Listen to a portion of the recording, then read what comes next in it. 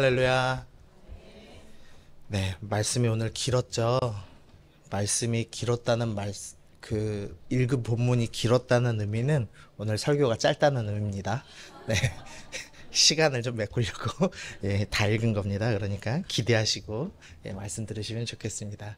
우리 지난번에 우리 이제 아브라함이 드디어 이제 믿음의 여정 시작한 것을 살펴봤습니다. 하나님께서 고향과 친척과 아버지의 집을 떠나라라고 말씀하셨고, 아브라함이 그 메소포타미아의 그 문화, 그 모든 것들, 나를 보호해 주던 그 친척들 다 떠나서 이 가나안 땅으로 믿음의 여정을 시작하였다라는 것을 우리가 살펴봤습니다.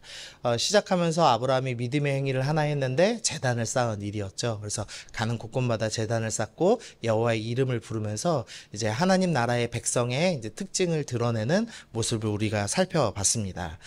그런데 이제 오늘 제목이 아브라함도 실패했다라는 제목입니다. 아브라함이 믿음의 이제 용사처럼 보였기 때문에, 그러니까 뭐 이렇게 지역을 옮기는 놀라운 일을 행했기 때문에 야, 아브라함은 뭐 실패가 없는 정말 믿음의 조상이라고 불리기 합당한 사람이야, 이제 이렇게 오해하실 수도 있습니다. 그러나 누구나 처음 예수 믿으면서부터 잘 믿는 사람이 없죠. 이 모든 분야마다 천재가 다 있거든요. 이제 축구 하면은 축구 뭐 예전에 박주영이라는 선수 천재라고 불렀잖아요. 각 분야마다 다 천재가 있는데 천재 없는 분야가 몇 개 있습니다. 그 중에 하나가 이제 문학이거든요. 문학 같은 경우는 삶을 모르는 20대가 쓴 글과 삶을 다 살아본 60대의 글이 다르다. 그래서 이제 문학은 천재가 없다, 이렇게 얘기합니다. 또 이제 설교 분야도 마찬가지입니다. 20대가 아무리 말 잘해봐야 60대 삶 아는 목사님이 하시는 말씀하고 이제 레벨이 틀리다, 이렇게 얘기하는 거죠. 근데 그런 면에서 신앙도 똑같습니다. 사실 초신자가 아무리 잘 믿어봐야 초신자죠. 그래서 이 아브라함도 오늘 초신자로서 큰 실패를 이제 경험하게 됩니다. 그래서 그 경험에 대해서 우리가 함께 살펴보면서 오늘은 이제 마치 이 아브라함의 실패를 반면교사 삼아서 오답 노트 삼아서 나는 이런 이제 실패에서 벗어나야 되겠다, 이렇게 이제 생각하시면서 보면 좋겠습니다. 먼저 12장 10절 보시면은요, 그 땅에 기근이 들었다라는 이제 표현으로 이제 말씀이 시작하고 있습니다. 이게 사실은 참 이상한 말이죠. 왜냐하면 아브람은 하나님의 특별한 음성을 듣고 순종하여 따라갔습니다. 그러니까 큰 순종을 했으니 큰 복을 받았다, 이제 이렇게 기록이 나와야 될 것 같은데, 이 창세기 12장 1절에서 9절로 해서 가나안 땅으로 옮겨오자마자 10절 제일 처음 무슨 말이 있냐, 그 땅에 기근이 들었다라는 말씀으로 시작을 하는 겁니다. 그래서 이 어떤 목사님이신지 모르겠는데 한 유명한 목사님이 약속의 땅에도 기근이 오는가, 이제 이런 제목으로 설교를 한번 하셨대요. 그래서 이제 이 본문을 그렇게 많이 부릅니다. 하나님 믿었는데 고난이 찾아왔습니다. 이 예수님 믿으면 부자 되고 행복하게 잘 살아야 되지 않나요? 그렇다고 이제 생각하시죠? 그럼 성경에 예수님 믿고 부자 되고 잘 산 사람 한 명만 얘기해 보십시오. 누구 있죠? 예? 아브라함 좀 힘들게 살 겁니다. 애를 한 100년까지 못 낳을 거거든요. 예. 네? 다윗이 도망자를 한 20년 정도 할 예정입니다. 네. 또 누구 있죠? 이삭 애를 한 20년 정도 못 낳을 예정입니다. 역시나. 그리고 이제 쌍둥이가 뱃속에서 계속 싸울 겁니다, 이제. 네. 예, 정답입니다. 예, 저 도수상품권 드려야 되겠네요. 네. 정답은 없습니다. 예. 우리 대장 되신 분이 누구시죠? 예수님이십니다. 그분이 혹시 십자가 달리셨다는 거 들어보셨나요? 네, 우리 대장님도 고생하셨습니다. 그래서 우리도 고생합니다. 설교 시작하자마자 아멘이 안 나오는. 네. 그래서 제가 글 좀 써놨는데, 성경은 예수님 믿고 부자로 행복하게 사는 삶을 추구하지 않는다, 세상적인 형통을 보장하지 않는다라는 말을 써놨습니다. 그러면 이제 뭐할로 그럼 이제 주님을 믿어야 되냐, 이제 이렇게 생각하실 수도 있습니다. 근데 이제 어떤 목사님이, 제가 설교 듣는데 이 20년 전에 들었는데 아직도 기억나요. 인생은 쓰레기차 피하다가 똥차에 치이는 거라고. 고난은 피할 수 없다, 이제 이 말씀을 하시더라고요. 쓰레기차에 바치든 똥차에 바치던 인생이다, 이런 얘기를 하시더라고요. 인생에서 고난을 피할 수가 있나요? 고난 없는 사람 아무도 없습니다. 누군지 아시죠?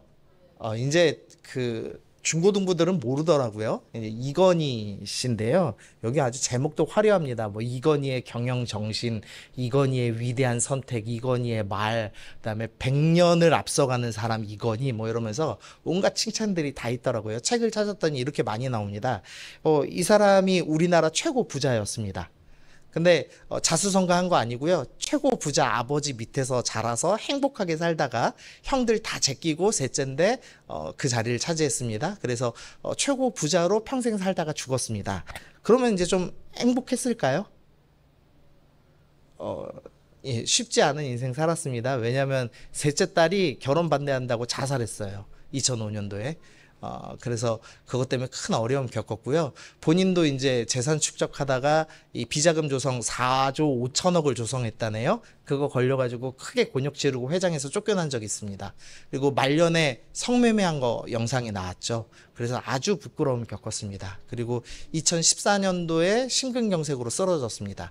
이건희 씨가 이 삼성의료원 만들어서 우리나라 최고의 병원을 자기가 직접 짓고 거기서 건강관리 받았음에도 불구하고 70대 초반에 쓰러졌어요.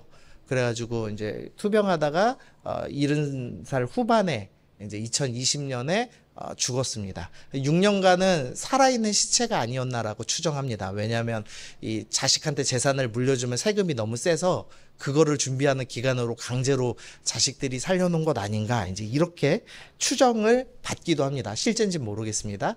어쨌든 우리나라 최고 부자로 태어나서 최고 부자의 아들로 태어나서 최고 부자로 승승장구하면서 산 사람인데도 고난이 좀 있었죠. 인생에 누구도 고난 피할 수 없습니다. 그게 진리죠, 사실은. 왜냐하면 이 땅은 죄로 인해서 썩었고 오염됐고 이 땅은 고난이 무조건 있는 사회, 세상이라고 성경은 우리 가운데 설명합니다. 그리고 신앙인인 우리도 믿음의 조상인 아브라함도 동일하게 어려움, 기근이라는 어려움을 겪었습니다. 그러면 예수 믿는 게 무슨 의미가 있냐? 이런 이제 큰 축복이 있습니다. 우리 고린도전서 10장 13절 함께 읽어보겠습니다. 시작.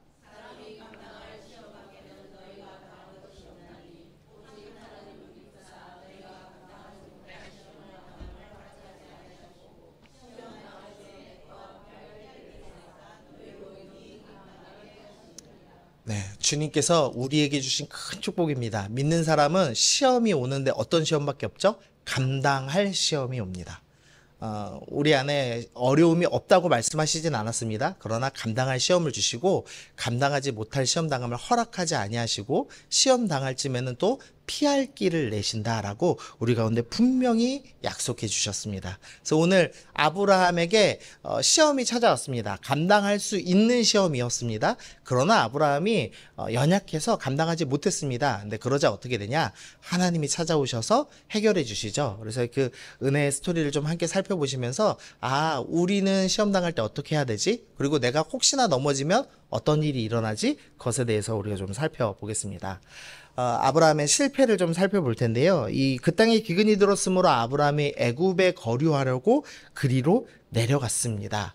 아브라함이 참 희한합니다. 아브라함이 메소포타미아에서 목욕탕도 있고 연극하는 뭐 극장도 다 있는 그 문화시설 다 누리면서 살았습니다. 그런데 주님이 그 모든 것 떠나라고 하셨습니다. 그런데 아브라함이 옮겼습니다. 그러니까 아브라함은 문화생활 그까짓 거 좀 불편해도 난 참을 수 있어 이렇게 생각한 거죠. 이 상하수도가 있었다는 것은 이제 화장실 잘 돼 있는 시설에서 살았다는 건데 가나안에 화장실이 있을까요? 뭐 그냥 맨바닥에 싸는 거죠. 이 몽골에 전도행 가면은 자매들한테 긴 치마를 입고 오라고 해요. 왜냐하면 화장실이 없기 때문에 긴 치마를 입고 양동이 들고 빈들에 가서 그냥 앉아서 싸거든요. 그러면 이제 이게 싸는 소리 다 납니다. 이게 울려요, 고온에. 그래서 참 민망하던데 어쨌든 이제 그런 어려움도 아브라함이 난 겪을 수 있어. 좀 불편한 거 참을 수 있어. 집에서 살다가 이제 천막에서 떠돌아다니는 인생 살았어야 됩니다. 근데 그것도 참을 수 있어. 그러니까 아브라함이 꽤 괜찮은 믿음 가진 사람이었죠. 그런데 오늘 기근이 들었습니다. 그러니까 쉽게 말하면 경제적 어려움이 찾아왔습니다. 돈 문제 생겼습니다. 그러니까 깜짝 놀래가지고 애굽으로 가야지 하고 내려가는 모습을 보여주고 있는 겁니다. 이 아브라함이 살고 있던 메소포타미아 문명은요, 이 메소포타미아라는 말 뜻이 두 강 사이에라는 뜻입니다. 유프라테스 강과 티그리스 강 사이에 있는 절대 마르지 않는 비옥한 땅, 그러니까 가뭄을 한 번도 경험해 본 적이 없습니다, 아브라함은. 그런데 가나안에 오자마자 가뭄을 바로 경험한 거죠. 왜냐면은 이 신명기 11장 14절에 보니까요, 여호와께서 너희 땅에 이른 비 늦은 비를 적당한 때에 내리시리니 라고 돼 있습니다. 이거 말씀 읽으면 그냥 뭣도 모르고 읽으면 되게 은혜됩니다. 주님이 이른 비를 주신대, 주님이 늦은 비를 주신대, 그렇게 읽히잖아요. 근데 그게 아니고요, 이른 비와 늦은 비가 안 내리면 100% 가뭄이 오는 땅이란 말입니다.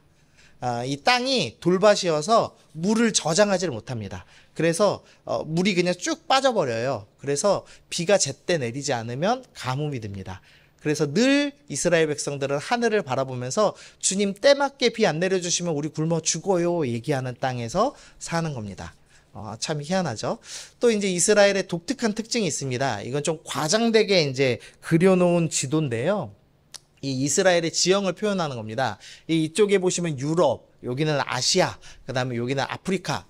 제가 거꾸로 했나요? 예, 어쨌든 이 세 개 대륙 사이에 있는 땅이 이 가나안 땅입니다. 이 사이에 있으면 좋을까요? 나쁠까요? 예, 뭐가 안 좋을까요? 예, 계속 쳐들어옵니다.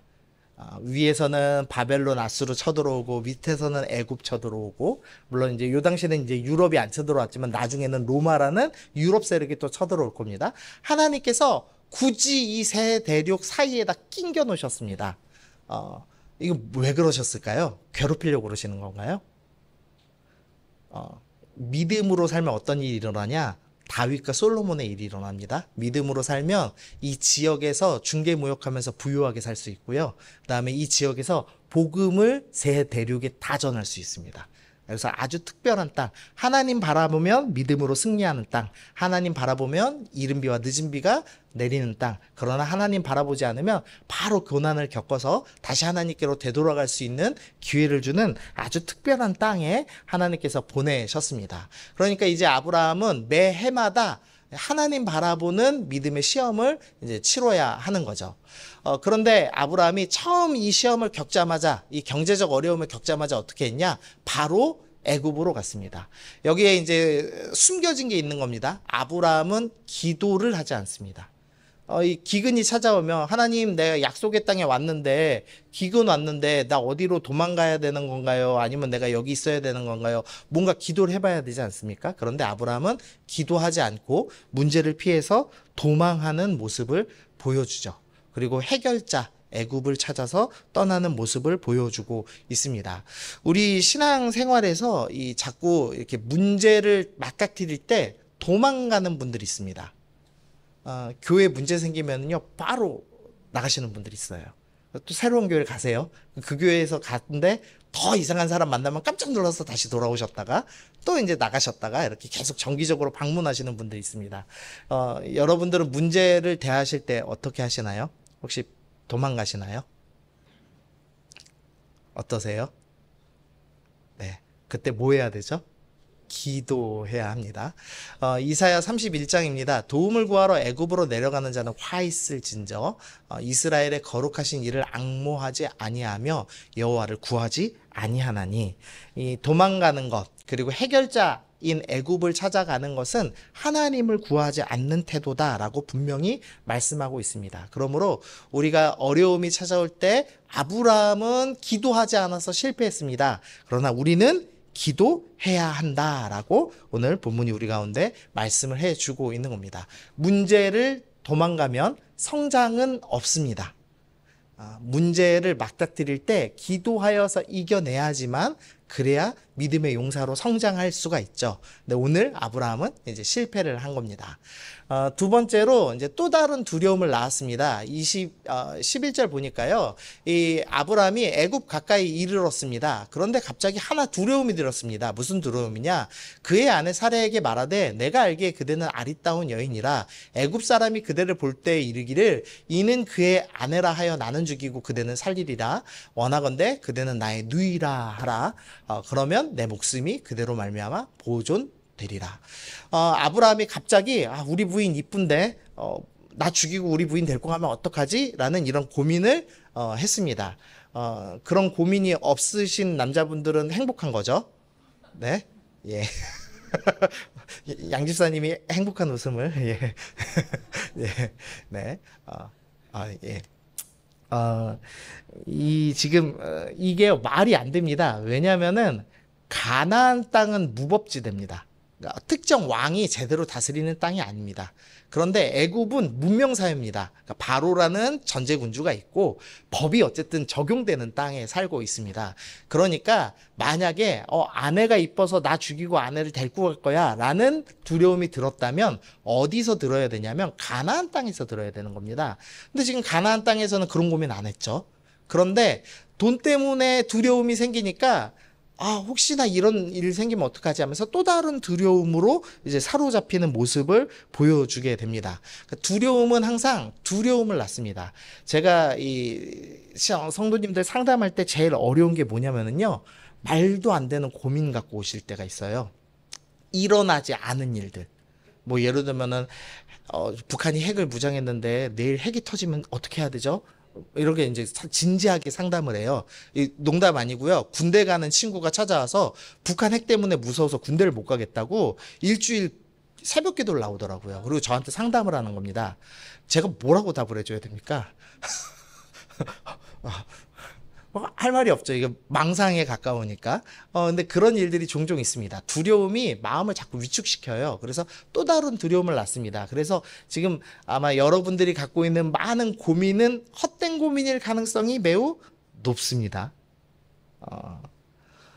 우리 말씀 한번 읽어보겠습니다. 시작. 아무것도 염려하지 말고 기도와 간구로 너희 구할 것을 감사함으로 하나님께 아뢰라. 성경은 우리 가운데 내일 일은 내일 염려하라 라고 말씀하시고 염려하지 말고 기도와 간구로 나가라 라고 말씀합니다. 문제가 닥쳤을 때 기도하지 않으면 자꾸 두려움한테 결정권을 내줍니다. 너 두려우니까 애굽으로 도망가. 애굽 가까이 가면 아내 뺏길지도 몰라. 너 생명이 상할지도 몰라. 말도 안 되는 두려움을 계속 쌓으면서 인생을 망가뜨려 버립니다. 그러니까 일어나지 않을 일을 염려하느라고 인생을 허비하게 되죠. 그래서 그리스도인다운 삶, 그리스도인이 군사로서의 삶을 살지 못하게 막습니다. 그러므로 우리가 두려움이 찾아올 때 뭐 해야 됩니까? 기도해야 됩니다. 주님, 난 두려워요. 그러나 주님 이기게 해주세요. 라고 기도하는 믿음의 삶을 살아야 합니다. 자, 세 번째입니다. 12장 13절에서 원하건대 그대는 나의 누이라 하라 라고 얘기해서 지금 사례한테 너 나랑 여동생이라고 해줘 이렇게 얘기를 하죠. 그런데 20장 12절에서 또 그는 정말로 나의 이복 누이로서 내 아내가 되었습니다 라고 하면서 이 누이라고 부르는 게 거짓말은 아니다 라는 것을 이제 밝힙니다. 왜 이렇게 밝히냐? 이유는 뭐냐? 양심의 가책 좀 덜 받으려고 그런 거죠. 내가 내 아내를 누이라고 한 것은 그래도 완전 거짓말은 아니야. 지금 이제 이렇게 얘기는 하는 겁니다. 그래서 양심의 가책을 좀 덜 느끼면서도 타협할 수 있는 이런 어떤 거짓말, 합리화할 수 있는 지점을 찾습니다. 그래서 내 죄책감을 좀 누그러뜨립니다. 그런데 죄책감이 조금 약해졌다고 해서 문제가 해결되나요? 안 되나요? 문제는 해결되지 않습니다. 그런데 인간은 참 간사한 동물이라서 내 마음만 누그러뜨립니다. 한번 예를 한번 들어볼게요. 제가 적은 거 그대로 읽습니다. 술 한 잔은 몸에 좋아. 스트레스 안 받아야 건강해지고 그래야 하나님도 잘 섬기지. 맞나요? 네, 아멘 하시면 안 됩니다, 속으로. 네.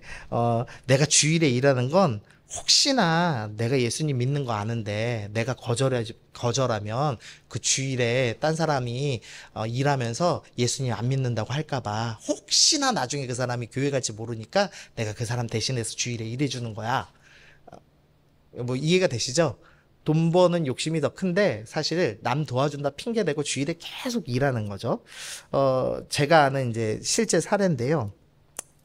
저희 이제 학교 다닐 때 저희 선배가 술을 되게 잘 마시는 선배가 있었습니다.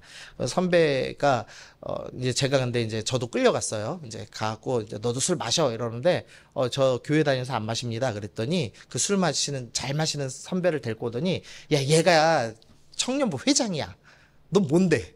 저 아직 청년부 회장 아닌데요. 저 청년부 회장 한 번도 못 해봤거든요. 작은 교회 다녀가지고 청년부 회장 없었습니다. 그런데 회장도 마시는데 네가 왜 안 마셔? 막 이러더라고요. 근데 그 분이 이제 뭐라고 술 취해서 뭐라고 얘기하냐면 내가 이 후배들 술 안 마시게 해주려고 벌주를 자기가 계속 마신다는 겁니다. 그분이 어쩔 수 없이 술을 마신 걸까요? 사실은 술 좋아하는 걸까요? 예, 술 좋아하는 겁니다.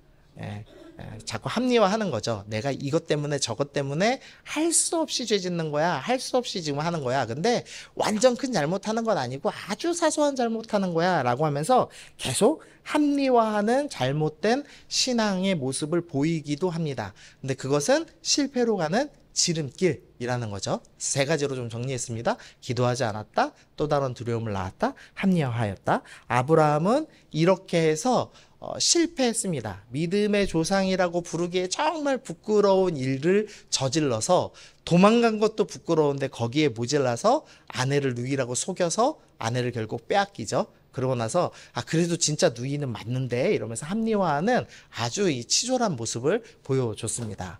이제 아브라함이 해결할 수 없게 되자 이제 하나님께서 도우시는데요.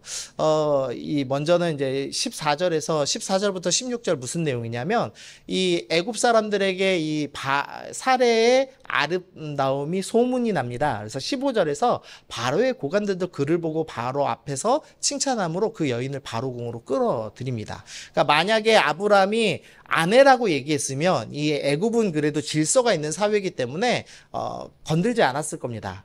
왜냐하면은 이 바로는 왕이잖아요. 왕의 혈통을 지키려면 남의 여자 데리고 오면 혹시나 남자의 그 씨가 같이 올 수 있잖아요. 그렇기 때문에 결혼 안 합니다. 뭐 처녀도 많은데. 근데 이제 지금 사례를 지금 누이라고 속였기 때문에 지금 바로가 데리고 간 거죠.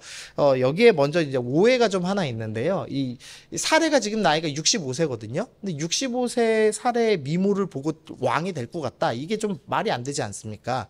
물론 이제 65세 아름다운 분들이 여기 많은데요. 65세 이하에. 맞죠? 요때 아멘 하셔야 됩니다. 네. 이거 어떻게 이해해야 되냐? 이제 하나는 그때 당시 연도 세는 게 조금은 달랐을지도 모르겠습니다. 왜냐하면 연도 세는 기준이 안 나와 있기 때문에 우리보다 좀 빨리 셌을지도 모르겠습니다. 그리고 또 하나는 우리보다 오래 살던 시대입니다. 100살 이상 살던 시대니까 100살로 따지면 지금 딱 절반밖에 안 되니까 우리로 따지면 한 40살밖에 안 되는 거죠. 그리고 이제 제가 딱 한 명 보여드리면은 바로 이해하시더라고요. 설교할 때마다 보여드리는데 누군지 아세요? 예, 김연아입니다. 김연아. 피겨스케이팅 하는 이쁘죠? 예, 모델도 하고요. 이쁩니다. 근데 이 김연아가 조금 있으면 오징어가 될 겁니다. 자, 보세요. 짠. 네. 김연아 옆에 누구 있죠? 예, 김태희가 있어요. 그래도 김태희는 같은 20대입니다. 근데 지금 이영애는 저 때 몇 살이냐면요. 41살이에요. 21살짜리 옆에 41살짜리가 섰습니다. 누가 더 이뻐 보이세요? 이영애가 좀 이뻐 보이지 않으세요? 확 이해되지 않으세요? 늙어도 이쁜 사람이 있습니다. 네, 여러분도 그러시고 이영애도 그렇고. 이거 이제 보여줬더니 어떤 청년이 그래도 김연아는 배우가 아니지 않습니까? 막 그렇게 얘기하더라고요. 그래서 한 사진 더 있습니다. 요거 언제냐면은요, 미스 코리아 뽑는, 미스 코리아 진선미가 뒤에 서 있고 앞에 이영애가 있는 겁니다. 누가 제일 이쁘요 지금? 예, 뭐 물론 가운데 진도 꽤 이쁜 편입니다. 근데 저 때 당시 이영애가 44살입니다. 근데 이영애가 더 이쁘죠? 44살인데 그러니까 그런 사람이 있는 것 같습니다. 이 성경에 이 3대 미녀가 있거든요. 근데 그 중에 하나가 이제 사례로 보는데 어쨌든 네, 이거 재밌으라고 좀 드린 겁니다. 이것만 기억하시면 안 됩니다. 네. 어쨌든 이제 사례가 이 미모가 있어서 이제 바로가 데리고 갔습니다. 그래서 하나님께서 이제 나서시죠. 그래서 이 바로와 그의 집에 큰 재앙을 내리셨습니다. 큰 재앙이 무엇인가? 아마도 이 20장에 동일한 사건, 비슷한 사건이 있는데 그때 당시는 아베멜렉과 그의 아내와 여종을 치료와서 출산하게 하셨다. 즉 태의 문을 막으시는 사건, 역창조의 상황에서 생명을 낳지 못하게 하는 일들을 허락하셨는데 아마 바로가 그 일을 당하지 않았나 싶습니다. 어쨌든 지금 이제 하나님께서 나서셔서 이 아브라함을 돕기 시작하신 겁니다. 우리 생각에는 보통 착한 놈 도와주죠.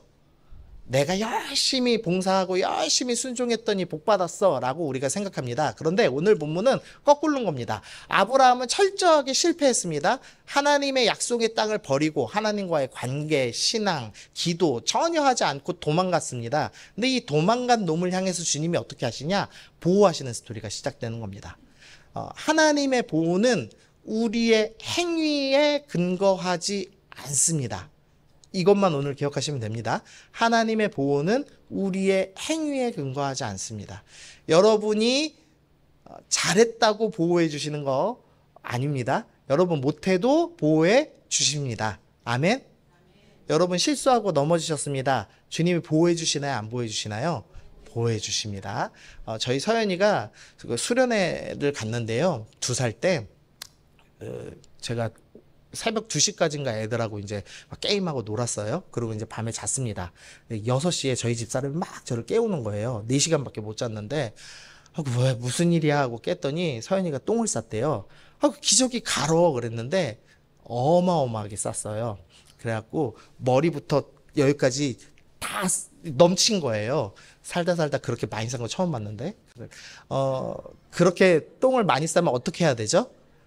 이 아버지의 사역을 망가뜨린 이 잠을 망치고 사역을 망치는 이 요망한 것 너를 처벌한다 하고서는 내쫓아야 되죠. 어떻게 해야 되죠? 예, 자녀는 씻겨야죠. 하나님이 그러십니다. 여러분이 똥 범벅으로 하셔도 씻기십니다. 보호하십니다. 다 커서 잘못한 거 있으면 얘기해 주시기도 하죠. 근데 혼나는 거는 큰 뒤에 일어나는 일입니다. 하은아, 서연이한테 이거 들었다 얘기하면 안 돼. 네, 혼날 것 같은데 서연이한테. 예. 자, 주님께서 우리가 착해서 보호해 주시는 게 아니고 자녀여서 보호해 주시는 겁니다. 그러므로 우리가 두려워할 필요가 없습니다. 또 하나님의 약속은 하나님의 보호는 약속에 근거합니다. 예를 하나 보여드릴게요. 이 금송아지를 만들었습니다. 출애굽기 32장에서 자기를 위하여 송아지를 부어 만들고 그것을 예배했습니다. 이 백성들이 40일도 채 되지 않아서 하나님을 보고 직접 얼굴을 뵙고 먹고 마셨던 장로들이 있었음에도 불구하고 금송아지를 만들었습니다. 그래서 하나님께서 화가 나셨죠. 그래서 내가 그들을 진노하여 그들을 진멸하겠다. 그리고 모세 너로부터 다시 시작해서 큰 나라 만들면 되지. 이렇게 이제 말씀하시는 겁니다. 그랬는데 모세가 어떻게든 이제 백성을 살리고 싶은 겁니다. 그러면서 뭐라고 기도하냐? 주의 종 아브라함과 이삭과 이스라엘 야곱을 기억하소서라고 기도합니다.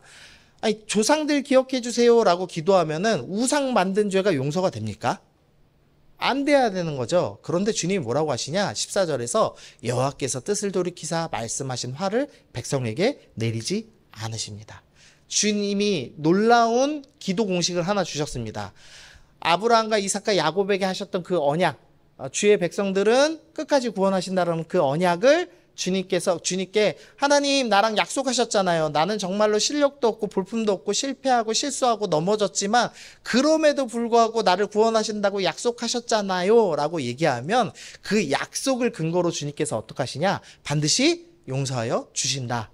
반드시 우리를 보호하여 주신다라고 주님께서 말씀하셨습니다. 그러므로 넘어지셨을 때 어떻게 해야 됩니까? 뻔뻔하게 기도하시면 됩니다. 아멘? 네, 여러분 안 넘어지실 분 아무도 없습니다. 여기서 저를 포함해서 그럴싸한 척은 할 수 있지만 다 넘어지고 실수하고 실패할 겁니다. 근데 그때 어떻게 해야 되냐? 자녀니까 뻔뻔하게 나가야 하는 겁니다. 엄마한테 혼나도 어떻게 하죠? 아침이 되면은 조금 이제 뜨뜻하지만 얼굴은 좀 뜨뜻하지만 철판 깔고 나가가지고 밥 먹는 거예요. 그게 자녀입니다. 그거 하시는 게 오늘의 핵심 메시지입니다. 아멘. 자, 그래서 다시 예배라고 해놨는데요. 12절, 8절, 18절 보니까 바로가 아브라함을 불러 이르되 내가 어찌하여 나에게 이렇게 행하느냐. 이 바로는 이방 왕입니다. 그렇게 도덕적인 사람은 아닙니다. 그런데 아브라함이 신앙인이고 믿음의 조상인데 이 이방 왕에게까지 책망을 듣는 아주 도덕적으로 비참한 처지에 처했습니다. 거기다가 바로가 이 사례를 데리고 오면서 지참금 으로 많은 이제 양과 소와 종과 돈을 줬습니다. 그랬는데 바로가 찝찝하니까 혹시나 이 하나님이란 신한테 자기가 이제 벌 받을까봐 이 바로가 사례를 보내면서 이 모든 소유를 다 그대로 보냈습니다. 근데 아브라함이 자존심이 좀 있으면 제가 잘못했습니다. 제가 거짓말했는데 어떻게 이거 받아갑니까? 하고 놓고 와야 되잖아요. 근데 이 아브라함이 지금 경제적 어려움 때문에 도망 나왔기 때문에 포기를 못한 겁니다. 그대로 들고 옵니다. 그래서 13장 2절 보니까 아브라함에게 가축과 은과 금이 풍부하였습니다. 아브라함 부자 된 거 하나님의 은혜인가요? 아닙니다. 아주 부끄럽게 지금 부자가 된 겁니다. 그래서 다음번 보실 때 이것 때문에 일어나는 문제 살펴볼 겁니다. 어쨌든 아브라함은 완전히 이제 망가졌습니다. 이방인 왕에게도 책망받는 처지가 되었고 아내에게도 완전 신뢰를 잃었죠. 그래서 아내한테 말도 잘 못하는 이제 남편이 될 겁니다.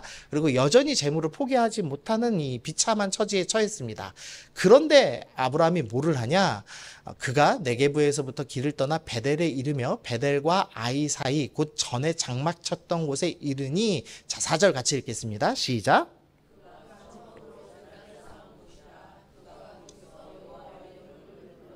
다시 처음 제단 쌓은 곳에 돌아가서 뻔뻔하게 다시 예배 드리기 시작한 겁니다.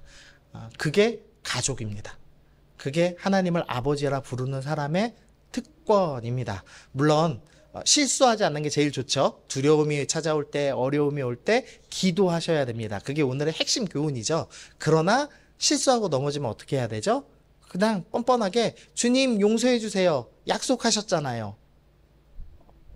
말씀 기억하고 다시 주님 앞에 나가서 예배드리기 시작하는 것. 그것이 신앙인의 자세입니다. 그럼 주님 어떻게 하시냐? 그 약속을 기억하시고 우리를 용서하시고 우리를 다시 씻기시고 죄 가운데서 씻기시고 우리를 회복하게 하시는 은혜의 하나님이십니다.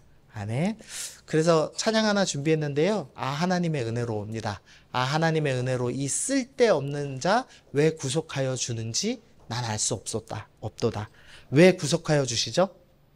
자녀라서 해주시는 겁니다. 여러분 잘났거나 여러분이 좀 순종했거나 여러분이 오늘 평소에 1,000원 하던 헌금을 5,000원 해서 구원해 주시는 것이 아니고 기도 들어주시는 게 아니고 자녀라서 들어주십니다. 그래서 오늘 이 찬양 같이 찬양하시면서 하나님의 그 크신 은혜에 사랑 받은 자 감사합니다. 우리 기쁨으로 우리 그렇게 찬양하고 같이 기도하고 마치겠습니다. 함께 찬양하겠습니다.